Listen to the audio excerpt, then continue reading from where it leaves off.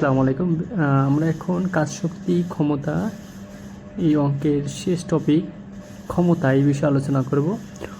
ক্ষমতা মানে হলো কাজ বাই সময়, মানে প্রতি সেকেন্ডে বা প্রতি সময়ে কতটুকু কাজ করে। আমরা অলরেডি সূত্রটা লিখে ফেলছি, পি সমান সমান ডব্লিউ বাই টি। ডব্লিউ হলো কাজ, টি হলো সময়, মানে প্রতি সেকেন্ডে যতটুকু কাজ করে সেটা হলো ক্ষমতা। ক্ষমতার এসআই একক হলো ওয়াট, ঠিক আছে। এখন এই ক্ষমতা সাধারণত কোন কোন যন্ত্রের হয়? সাধারণত মোটরের হয়।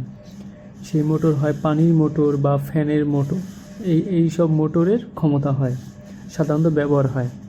তবে আমরা অঙ্কে যেসব বিষয় পাবো সেটা হলো কার্যকর ক্ষমতা। আমরা কি পাবো? কার্যকর ক্ষমতা। তাই কার্যকর ক্ষমতা সমান সমান কি? পি সমান সমান ডব্লিউ বাই টি। তাই ডব্লিউ সমান সমান হলো এমজিএইচ বাই টি, ঠিক আছে। এই এমজিএইচ হলো কাজ। অ্যাকচুয়ালি মোটর দিয়ে সাধারণত আমরা কি করি? মোটর দিয়ে আমরা পানি উঠাই, ঠিক আছে। এই জন্য পানি যে উঠাই, পানি দ্বারা যে কাজ করা হয় সেই কাজটা এখানে লেখা হয়েছে এমজিএইচ, পানির যে বিভব শক্তি সেটা লেখা হয়েছে, ঠিক আছে। এখন এখানে এই লাইনটাতে ইঞ্জিনের প্রকৃত ক্ষমতা লেখা আছে।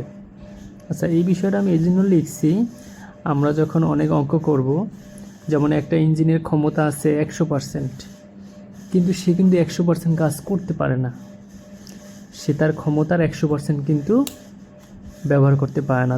দেখা গেল যে তার 100%-এর মধ্যে 20% সে ব্যবহার করতে পারলো না, সেটা নষ্ট হয়ে গেল, ঠিক আছে। মানে একটা ইঞ্জিনের ক্ষমতা আছে 100%, সে 100% ক্ষমতা ব্যবহার করতে পারে না, সে ওইটার 80% ব্যবহার করে কাজ করতে পারে, ঠিক আছে।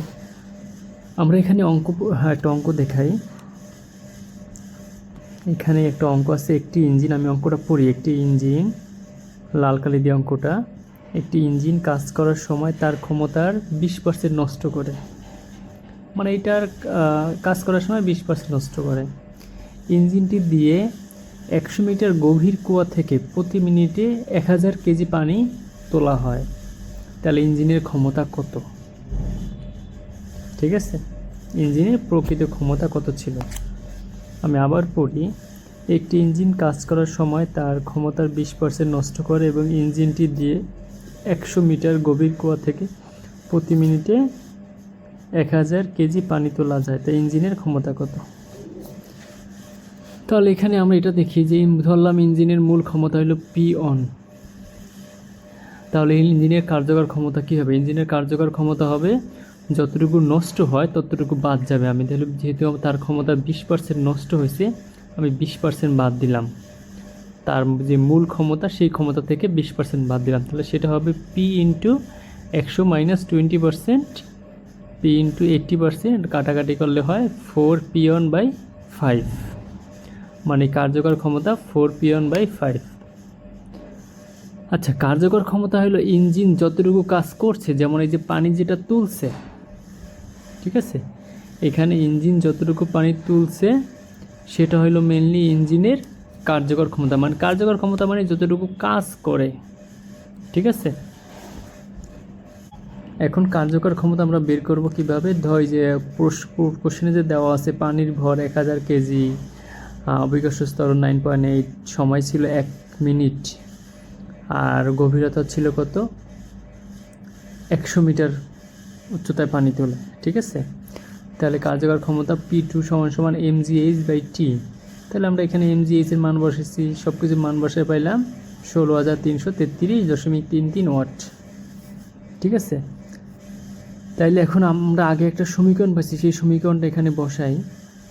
যেটা বসায় আমরা P2 এর মান বসাবো। P2 এর মান বসালে সমীকরণের ডান পাশ বাম পাশ করলে আলটিমেটলি কাটাকাটি যে আমরা মান পাই, তার মানে কি পি হইল ইঞ্জিনের মূল ক্ষমতা, ঠিক আছে।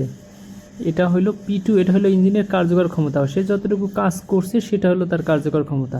সে পানি তুলছে, সে পানি তোলার কারণে যে ক্ষমতা পাইছে সেটা হলো কার্যকর ক্ষমতা। আর প্রকৃত ক্ষমতা তো আমরা ওই যে আগে সমীকরণ পাইছি 20% নষ্ট হয়েছে সেটা, ঠিক আছে। তাহলে এভাবেই অঙ্কগুলো করতে হবে, এই কিছু প্র্যাকটিস করলে আসলে পারা যাবে অঙ্ক। এখন আমরা এই চ্যাপ্টারের সবচেয়ে ইম্পর্টেন্ট একটা অঙ্ক নিয়ে আলোচনা করব, যেটা পরীক্ষায় আসবে। হ্যাঁ, এই চ্যাপ্টারের সবচেয়ে ইম্পর্টেন্ট অঙ্ক এইটা, যেটা আসলে পরীক্ষায় আসবে। ঠিক আছে, একটি পানিপূর্ণ কুয়ার গভীরতা 10 মিটার, প্রস্থ 6 মিটার এবং দৈর্ঘ্য হলো 10 মিটার। তাহলে এই একটি মোটর দিয়ে কুয়াটিকে 30 মিনিটে পানি শূন্য করতে পারে, তাহলে পাম্পের ক্ষমতা কত? মানে একটা পানিপূর্ণ কুয়া আছে, একটা পানি ভর্তি কুয়া আছে, কুয়ার গভীরতা, পানি ভর্তি কুয়া মানে কি, সেখানে পানি আছে, তা ওইটার গভীরতা হলো 10 মিটার, প্রস্থ 6 মিটার, দৈর্ঘ্য 10 মিটার। একটা মোটর দিয়ে 30 মিনিটে এই পুরা পানি খালি করা যায়, তাহলে ওই যেই মোটর দিয়ে খালি করছি সেই মোটরের ক্ষমতা বের করতে বলছে, পাম্পের ক্ষমতা কত। তাহলে আমরা যে কোনো ক্ষমতা বের করতে আমাদের কি লাগে, আমাদের লাগে কাজ আর লাগে সময়। আমাদের সময় তো দেওয়া আছে 30 মিনিট, টি সমান 30 মিনিট। তাহলে আমাদের দরকার কাজ, যেহেতু পানি তুলতে হয়, আমাদের মোটর দিয়ে পানিটা তুলতে হবে। ঠিক আছে, তো অবশ্যই কী হবে, কাজ সমান হবে mgh। যত কাজ আছে পানি তোলা বা কোনো ভর তোলা, সেখানে আমরা ধরে নেব যে এটা হবে mgh। ঠিক আছে, এখন আমরা মোটরের mgh তো বললাম, এখন আমাদের m এর মানটা কিভাবে বের করব, আমরা এই যে m, ঠিক আছে, এম হলো মানে কুয়ার মধ্যে যেই পানি আছে সেই পানির ভর তো কোশ্চেনে দেওয়া নাই, তাহলে সেটা আমরা কিভাবে বের করব, সেটা আমরা বের করব হলো, আমরা জানি পানির ঘনত্ব হলো 1000 kg per metre cube, kg per metre cube, ঘনত্বের একক হলো কেজি পার মিটার কিউব। ঠিক আছে, কুয়ার আয়তন হলো দৈর্ঘ্য প্রস্থ ইন্টু উচ্চতা, মানে হলো 600 ঘনমিটার, মিটার কিউব মানে ঘনমিটার। এখন আমরা যে কোনো ঘনত্বের সূত্র, এই একটা ঘনত্বের সূত্র, সেটা সমান রো সমান হলো m/v, মানে ভর বাই আয়তন। এটা হলো যে কোনো ঘনত্বের সূত্র, যে কোনো কিছুর ঘনত্ব বের করার সূত্র, এটা মনে রাখতে হবে। রো সমান m/v, ভর বাই আয়তন, এটা হলো ঘনত্ব বের করার সূত্র। মানে কি, একক আয়তনে যতটুকু ভর সেটাকে বলে ঘনত্ব।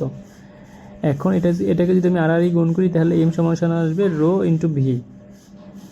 তা রো তো জানি, পানির ঘনত্ব হলো 1000, আর ভি হলো ওই কুয়ার আয়তন, মানে ওই কুয়াটাতে কতটুকু পানি আছে, সেই টোটাল পানির আয়তন হলো 600 ঘনমিটার। তাহলে গুণ করলে আলটিমেটলি এত কেজি আসে।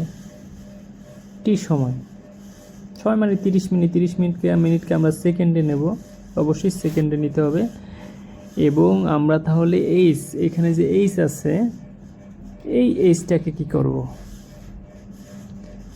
এইচ তো সরাসরি নাই, শুধু দেওয়া আছে কুয়ার গভীরতা 10 মিটার। এখন এইখানেই আমি এই এইচের গভীরতার, এখানে আমি এইচের মানটা লিখছি গভীরতা বাই 2। এখন এই বিষয়টাই হলো বোঝার বিষয়, এবং এটা মনে রাখতে হবে। কুয়ার অঙ্কের ক্ষেত্রে সাধারণত আমরা যে এইচের মানটা ধরবো, সেটা ধরবো হলো গভীরতা বাই 2, 2 দিয়ে ভাগ দেব। এটাকে বলে মেনলি হলো পানির গড় সরণ,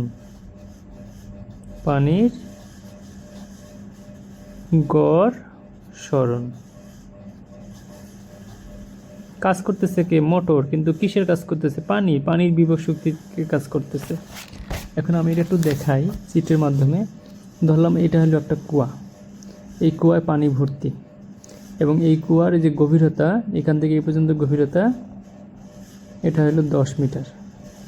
ঠিক আছে, তাহলে এখানেও এই নিচেও তো পানি আছে, এখানেও পানি আছে, এই উপরেও পানি আছে, মাঝখানেও পানি আছে। তাহলে মোটর, এই যে মোটরের পাইপ, এটা হলো মোটরের পাইপ। তাহলে মোটরের পাইপ দিয়ে কিন্তু আমি নিচের যে পানি, সেটাকেও আমি উপরে তুলতেছি, এখানে তুলতেছি, আবার উপরের যে পানি আছে সেটাকেও কিন্তু আমি উপরে তুলতেছি, আবার মাঝখানে যেটা আছে সেটাকেও উপরে তুলতেছি। তাহলে আমি সরণ, আমরা যে বলছিলাম সরণ, তাহলে আমি কোনটাকে ধরব? এই ক্ষেত্রে নিয়ম হলো অ্যাকচুয়ালি শেষ বিন্দু আর উপরের বিন্দুর যোগফল করে 2 দিয়ে ভাগ করা। তবে আমরা টোটাল গভীরতাকে 2 দিয়ে ভাগ করলেই এটা সরণটা পেয়ে যাব। এটাকে বলে মেনলি পানির গড় সরণ। ঠিক আছে, আমি এখানে যেই পানির জন্য কাজ করলাম, ঠিক আছে, এখানে যে পানি ছিল সেই পানির জন্য কিন্তু আমাকে 8 মিটার মানে গভীরতা, টোটাল গভীরতা এই এখান থেকে এই পর্যন্ত দূরত্ব পার হওয়া লাগছে। কিন্তু যেটা এখানে ছিল পানি, সে তার জন্য কিন্তু মাত্র এই দূরত্ব পার হওয়া লাগছে। আবার যে এখানে ছিল পানি, তার জন্য মাত্র উপরে এতটুকু দূরত্ব পার হওয়া লাগছে।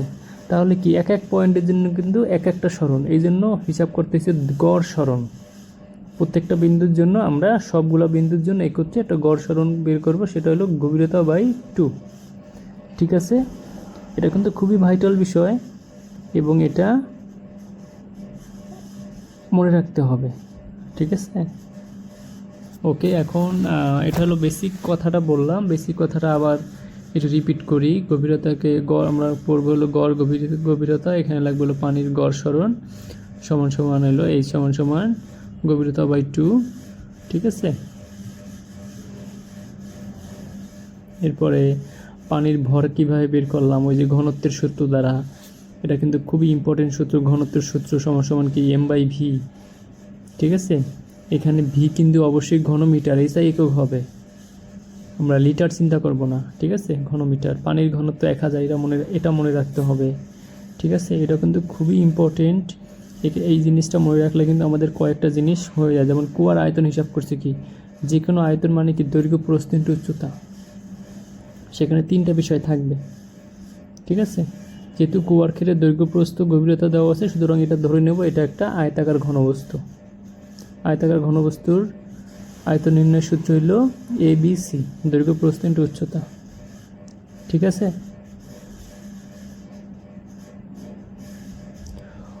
অনেক সময় কোশ্চেনে দেওয়া থাকবে এটা, এই যে পানির যে কূপ, অনেক সময় কোশ্চেনে বলবে যে এটা একটা গোলাকার কূপ এবং এর ব্যাসার্ধ দেওয়া থাকবে। ঠিক আছে, তখন ভাবতে হবে এটাকে একটা সিলিন্ডার আকার কূপ, তখন ভাবতে হবে। কারণ কি, এটা তো একটা নির্দিষ্ট গভীরতা থাকবে, সেক্ষেত্রে হবে আমরা সিলিন্ডারের, যে কোনো সিলিন্ডার আয়তন নির্ণয়ের সূত্র হইল πr²h।